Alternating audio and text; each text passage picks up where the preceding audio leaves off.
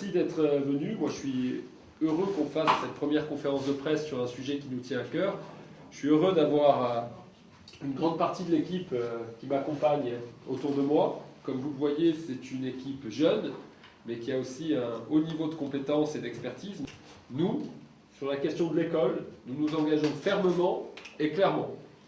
Vous avez là le sens de notre engagement. Nous portons un projet, nous mettons du fond, nous plaçons la jeunesse au cœur de notre projet parce que l'histoire nous a livré une leçon. Pour mettre une société en mouvement, il faut activer les forces de la jeunesse. Elles seules font tomber les murs, elles seules font taire les armes. Pour libérer ces forces, il faut éduquer la raison, garantir la justice. Et puis il y a aussi, pour une ville comme Ajaccio, des actions à entreprendre vite pour répondre à de vraies urgences dans chacun de nos quartiers. La jeunesse est notre priorité, c'est la priorité de notre projet. C'est pourquoi nous portons une ambition éducative pour notre ville. Le sens de notre engagement, c'est aussi de nous tourner vers l'avenir à la recherche d'une nouvelle dynamique. Pour cela, nous entendons doter la ville d'un projet d'éducation territorialisé. C'est un bel outil. Nous voulons donc un tel projet moderne. Nous avons des orientations, nous avons une méthode, et nous avons surtout la possibilité avec ce projet de régler la question financière très concrètement, de régler même la question de la formation de nos intervenants, puisqu'il y a des ressources locales, notamment beaucoup de communes de Haute-Corse font appel à des ressources locales pour former leurs intervenants et les qualifier, ce qui est important aussi pour bénéficier de toutes les dotations. Je vais demander à Michel Papadach, qui s'est beaucoup investi dans ces groupes de travail que nous avons mis en place depuis de longs mois, de vous présenter un peu les orientations de notre projet éducatif territorial, enfin, du projet éducatif dont nous voulons doter Ajaccio. Mais je crois que ce qu'il faut dire aux Ajacciens, le message qu'il faut leur dire, c'est que nous avons un projet qui ne s'inscrit pas dans l'immédiateté, mais qui s'inscrit dans la durée. Nous voulons construire, nous avons une perspective au long terme. C'est véritablement un choix de société qui est fait là, aujourd'hui. Nous voulons que les enfants aient du contenu pertinent, cohérent, qu'il soit en articulation avec ce qui s'est passé dans le temps de classe, pour que, en périscolaire, hors temps scolaire, il n'ait pas l'impression de changer d'univers, que tout cela soit cohérent. Alors, voilà, une fois que l'on a dit cela, que l'on a posé comme postulat que c'est le contenu qui passe avant tout, eh bien, nous avons clairement posé le cadre. Et il s'agit en fait d'impliquer l'élève dans toutes ses dimensions, le respecter lui en tant qu'individu. Mais qu'est-ce qui l'intéresse? L'enfant, c'est d'être alimenté, être nourri culturellement, mais la culture au sens large, la culture langagière, la culture qui ouvre dans le monde, donc les langues européennes, la langue et culture corse, sont des points d'attache qui viendront nourrir les activités hors temps scolaire.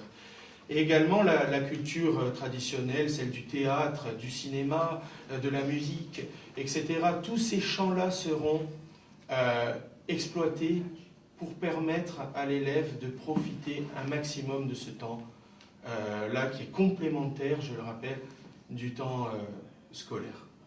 Mais moi, je voudrais revenir sur le fait que la réforme des rythmes scolaires était quand même un enjeu important. Alors, qu'est-ce qu'on y prévoyait?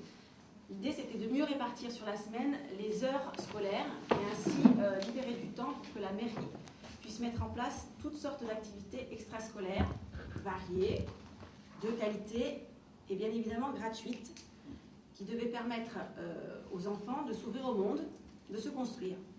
Tout cela dans un souci d'égalité. Au jour d'aujourd'hui, on en est bien loin. Alors c'est un bouleversement au niveau de l'organisation de la semaine, tant pour les parents que pour les enfants, que pour les enseignants. Aujourd'hui, à Ajaccio, la municipalité n'a pas joué le jeu, en ne considérant pas le concept même de la réforme. Ce que je constate, c'est qu'à partir de 15h45, les enfants se retrouvent en garderie, payante, dans de l'occupationnel, comme tu l'as dit. Il n'y a pas de TAP, temps d'activité périscolaire. Et pour les maternelles, ce service est assuré par les ATSEM, à qui on demande déjà beaucoup. Conséquence directe, les enfants sont fatigués et ne bénéficient en rien de ce que prévoyait la réforme. petits Ajacciens du primaire sont lésés. Alors, je le dis clairement, Ajaccio est à la traîne, ne serait-ce que par rapport aux communes environnantes. Les villages s'en sortent mieux qu'Ajaccio. Alors nous nous engageons à mettre en place un projet éducatif équitable, ambitieux et réalisable. Ça tient la route. Nous avons travaillé, réfléchi pour offrir des services adaptés aux différentes classes d'âge des enfants et à leurs compétences. C'est possible en établissant, comme l'a dit François et Michel, des partenariats avec les différents secteurs associatifs dans différents domaines, tant sportifs que culturels, artistiques, informatiques, intégrer la langue corse et les langues européennes. Donc pour moi, le sujet des enfants, c'est très important. On parle d'enfants, de petits Ajacciens, et ce sont les citoyens de demain. Je vais faire une conclusion assez brève. Je voudrais rappeler en préambule que nous voulons instaurer une vraie gratuité, pas une gratuité de façade ou une fausse gratuité.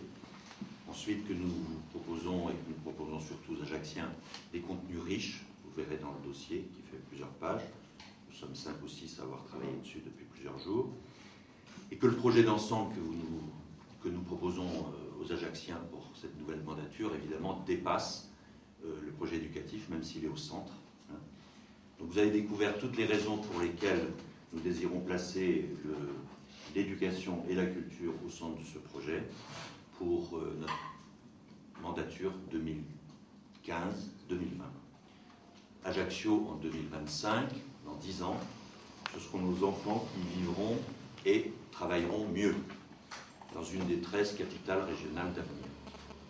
Comme l'exprime si justement un proverbe tiré de la sagesse ancestrale indienne et non pas attribué à tort à Saint-Exupéry, nous n'héritons pas de la terre de nos ancêtres, mais nous l'empruntons à nos enfants.